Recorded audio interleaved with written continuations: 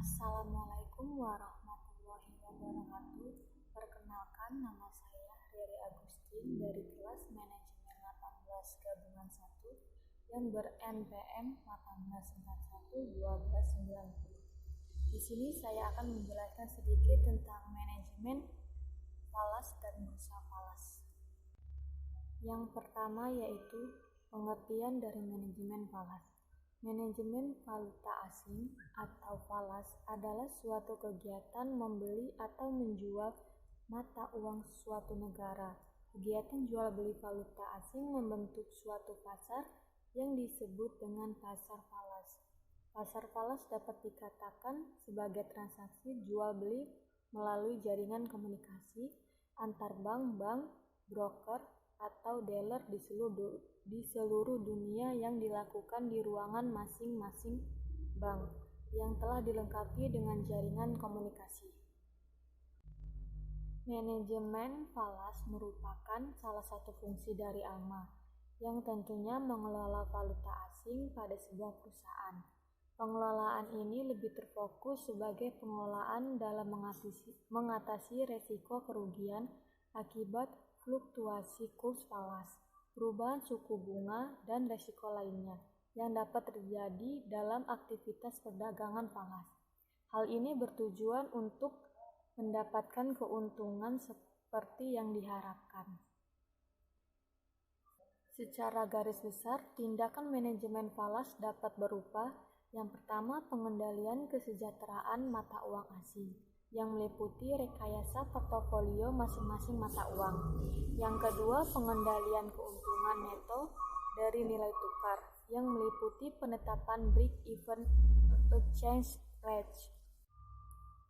Dalam pengelolaan falas memiliki tujuan pokok, yaitu pertama, mengelola jumlah dan risiko falas keseluruhan terkait dengan kesenjangan pada mata uang asing. Selanjutnya, memaksimalkan pendapatan falas bank dengan batas-batas risiko yang dapat diterima. Selanjutnya itu pengertian dari bursa valuta asing atau falas. Merupakan suatu jenis perdagangan atau transaksi yang memperdagangkan mata uang suatu negara terhadap mata uang negara lainnya, yang melibatkan pasar-pasar uang utama di dunia bursa selama 24 jam secara berkesinambungan. Dalam kegiatan falas, transaksi yang dilakukan untuk kepentingan nasabah bukan untuk kepentingan bank disebut dengan transaksi komersial. Sedangkan transaksi yang dilakukan untuk mendapatkan keuntungan bagi bank yang bersangkutan dari fluktuasi nilai tukar mata uang disebut dengan transaksi spekulatif. Tujuan perdagangan falas. Tujuan bank bertransaksi falas: yang pertama, servis kepada nasabah. Yang kedua, kepentingan bank melakukan pembayaran dalam bentuk mata uang asing, ekspor atau impor falas. Yang ketiga, memperoleh keuntungan atau spekulasi. Fungsi perdagangan falas. Beberapa fungsi pokok pasar falas dalam membantu lalu lintas pembayaran internasional yaitu mempermudah pertukaran valuta asing serta pemindahan dana dari satu negara ke negara lain. Proses penukaran atau pemindahan dana ini dapat dilakukan dengan sistem clearing seperti halnya yang dilakukan oleh bank-bank serta pedagang. Yang kedua, karena sering terdapat transaksi internasional yang tidak perlu segera diselesaikan pembayaran atau penyerahan barangnya, maka pasar falas memberikan kemudahan untuk dilaksanakannya perjanjian atau kontrak jual beli dengan kredit. Yang ketiga yaitu memungkinkan dilakukannya hedging. Seorang pedagang melakukan hedging apabila pada saat yang sama melakukan transaksi jual beli falas yang berbeda untuk menghilangkan atau mengurangi resiko kerugian akibat perubahan kurs. Instrumen falas. Yang pertama, transaksi spot. Transaksi pembelian atau penjualan falas lawan falas asing lainnya pada hari ini dengan penyerahan 2 hari kerja setelah tanggal transaksi. Yang kedua, transaksi forward.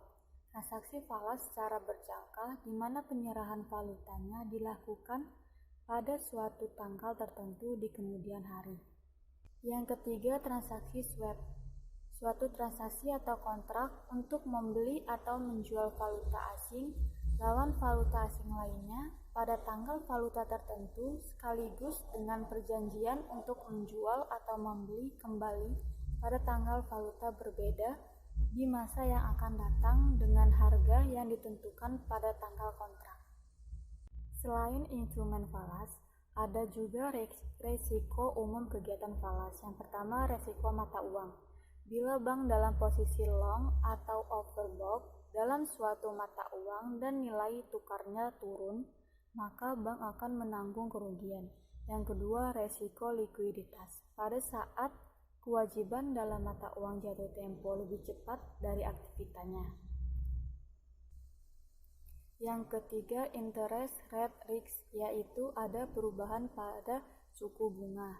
Yang terakhir, credit risk, bila nasabah gagal memenuhi kewajiban pada saat kredit jatuh tempo. Yang terakhir ada ekspos valuta asing atau falas. Jika suatu bisnis masuk ke dalam perdagangan internasional, maka mereka terekspos terhadap resiko valuta asing. Resiko ini terdiri dari beberapa macam, dan masing-masing punya strategi tersendiri untuk mengelolanya. Pada umumnya terdapat 3 jenis ekspos valuta asing.